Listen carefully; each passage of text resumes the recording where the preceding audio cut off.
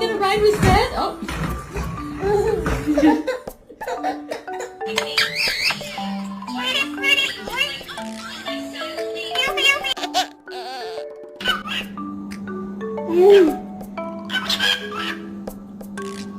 Give a kiss.